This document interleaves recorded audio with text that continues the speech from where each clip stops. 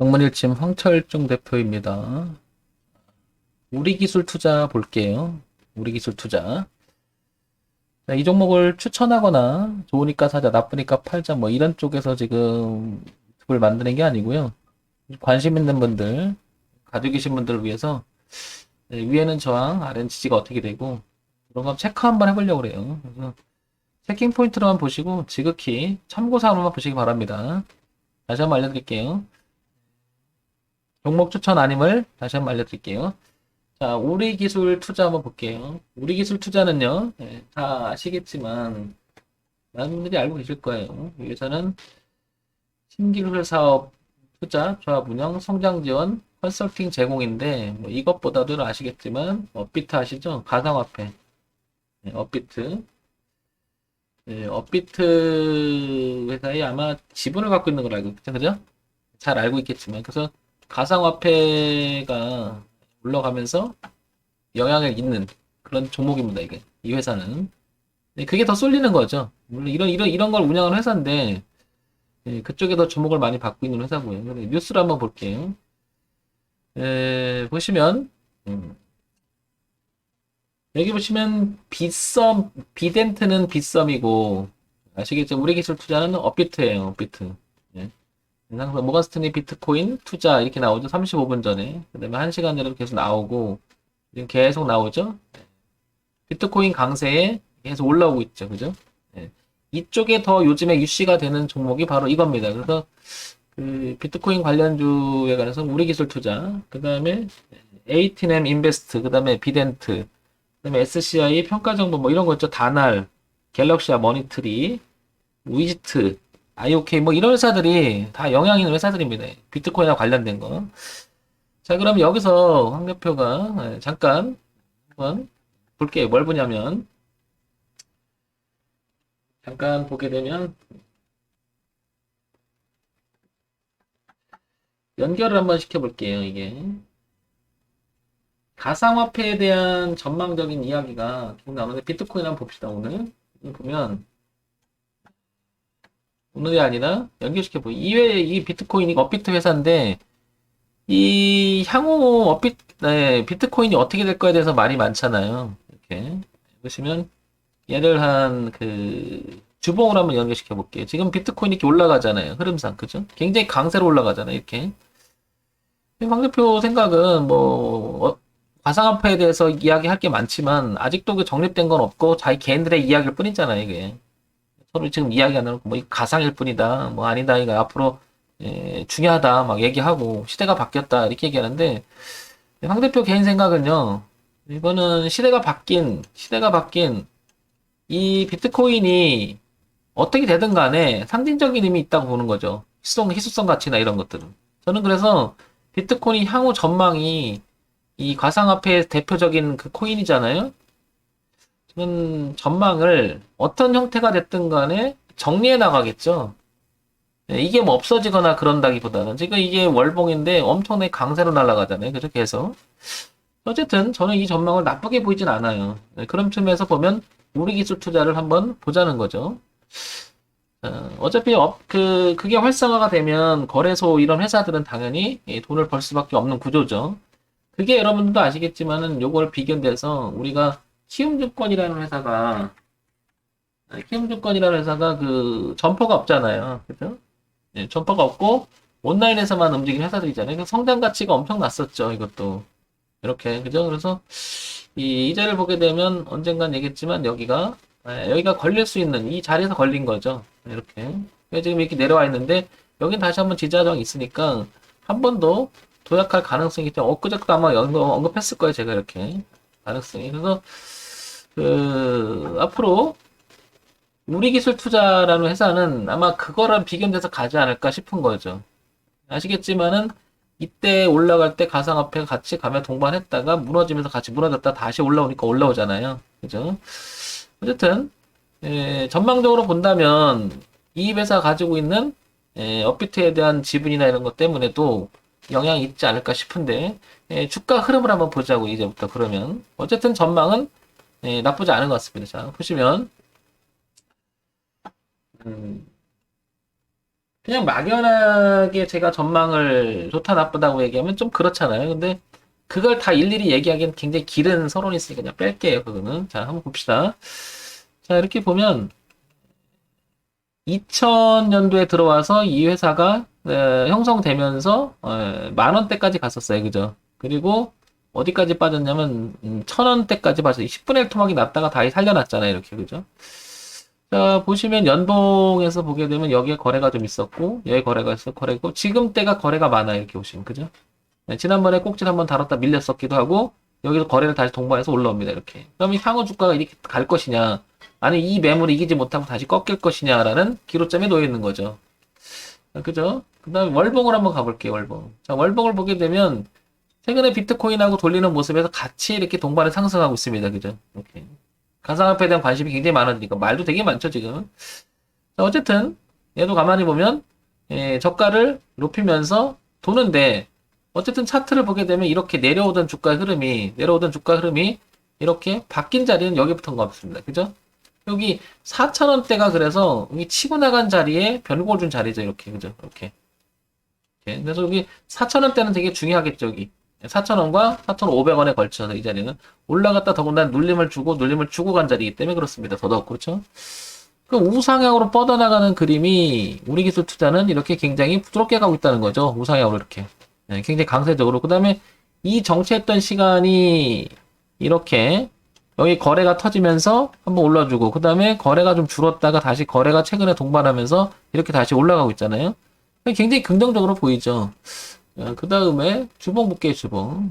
주봉을 좀 더 이렇게 당겨서 보게 되면, 주봉을 이렇게 보게 되면, 흐름의 내용을 보게 되면 이렇게 고가가 낮아졌던 부분이 이렇게 지금 보시면 여기 4,000원대 여기 부분이 거래가 동반되면서 이렇게 올라가죠. 거래가 지금 많잖아요, 이렇게. 그죠? 그래서 올라갔다가 지지하고, 그리고 이렇게 나가요. 튕겨나가는 모습이. 그죠? 그럼 흐름이 우상향으로 틀은 그림이 굉장히 강세적으로 보이죠, 이렇게. 그래서 자연스럽게 올라간 다음에 이 흐름을 타고 가는 거죠, 지금 이렇게. 그래서 올라갔다 내려갔다 파동을 치면서, 여기 고가를 살짝 못 미치는 한 9,000원대까지 오면 한번 걸릴 수가 있고, 그 다음에 파동을 치다 보면 이렇게 치고 넘어갈 가능성이 굉장히 높아졌죠. 흐름상, 그죠? 자, 그 다음에 일봉을 볼게요. 일봉을 보게 되니까 최근에 이 자리가 굉장히 고민을 했었죠. 이렇게. 그쵸? 걸렸고요. 또 걸렸어요. 그죠? 근데 오늘 비로소 넘어갑니다. 오늘 비로소. 엊그저께는 윗골을 살짝 또 달았었어요. 그죠? 그러면서 저점은 계속 높여가는 그림이고, 이렇게 수렴하는 형태가 됐었죠. 그죠? 그래서 파동을 이렇게 수렴하다가 거래가 줄었는데, 최근에 이제 거래가 터지면서 오늘도 거래가 동반해서 넓힙니다. 그러면 얘는 흐름상 이렇게 갈 가능성이 높아졌죠. 이렇게. 그래서 9,000원대, 만원대한 도전이 이제 있을 가능성이 되게 높아졌다는 거죠. 우리 기술 투자는 비트코인하고 우상향으로 돌아가는 모습을 개를 같이 하기 때문에 활발한 그쪽에 거래가 되면 당연히 수입원으로 이어지겠죠. 그래서 얘는 향후 주가 전망은 우상향으로 계속 나가는데 동반해서 비트코인 올라가니까 동반이 조금 움직입니다. 내용이 좋다는 얘기죠. 자, 그래서 여기서 자, 이제 정리를 좀 해볼게요. 왼쪽에 월봉이고요. 왼쪽 위에가. 그 다음에 오른쪽 위에가 주봉이에요. 그 다음에 아래가 일봉입니다. 자, 그러면 이렇게 좀 당겨서 정리를 해보면 이제 천천히 한번 보겠습니다. 일단은 주봉에서 우상향으로 가는 그림이 이렇게 하나가 보여요. 이 빨간 선.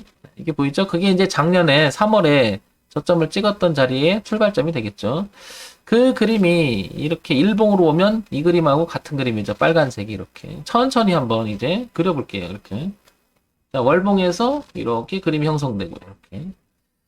자, 그 다음에 봐야 될 게, 여기, 전고점이었던 이 자리에서 지지하장을 교체했던 자리가 이렇게 형성됨을 알 수 있습니다. 여기가. 그죠? 이렇게. 거기가 5,000원에서 4,000원 부분이 되는 것 같아요. 자, 그걸 다시 이렇게 표시해 볼게요. 이렇게.